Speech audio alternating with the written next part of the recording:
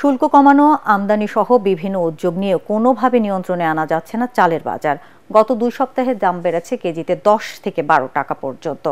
এদিকে দাম বাড়ানোর পরও ভোজ্য তেল নিয়ে তেলেস মাটি কারবার থামেনি। দোকানিরা বলছেন তেল কিনতে গেলে সাথে ধরিয়ে দেওয়া হচ্ছে অন্যান্য পণ্য। সবজির দামেও স্বস্তি ফিরলেও বাড়তি মুরগির বাজার। রাজধানীর বাজার ঘুরে আরও জানাচ্ছেন হুমায়ুন চিশতি। চাল নিয়ে চলছে চালবাজি।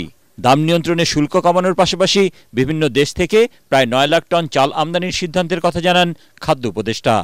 তবে এর কোনো প্রভাব পড়েনি চালের বাজারে, বরং গত 2 সপ্তাহে দাম আরও বাড়তি। গত ধরেন 1 মাস থেকে মিনিকেট এবং আদেশাল এত দাম বাড়ছে যে নাগালের বাইরে।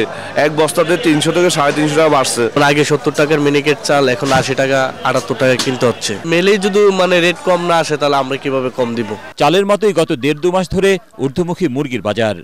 ব্রয়লার 200 টাকা, দেশি 550 এবং পাকিস্তানি কক মুরগি বিক্রি হচ্ছে 320 টাকা কেজি।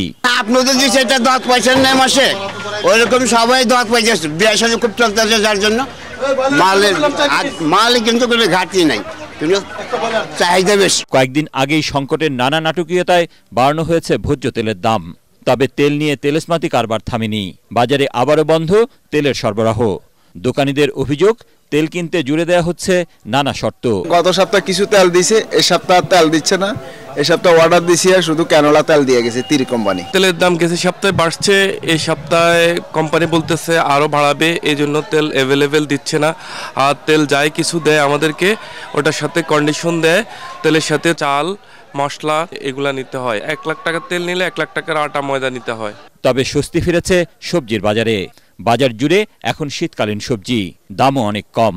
15 থেকে 20 টাকায় পাওয়া যাচ্ছে ফুলকপি, টমেটো 30 টাকা, সিম 30 টাকা, বাঁধাকপি বিক্রি হচ্ছে 25 টাকায়।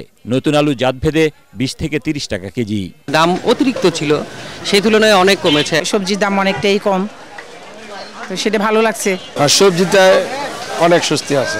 এখন এই স্বস্তিটাকে আপনি যদি মনে করেন যে সরকারের কোনো হাত আছে, সরকারের কোনো হাত নাই, এটা অটোমেটিক কমছে। এদিকে আগের মতোই আছে গরু ও খাসির মাংসের দাম। হুমায়ুন চিশতি, এটিএন বাংলা, ঢাকা।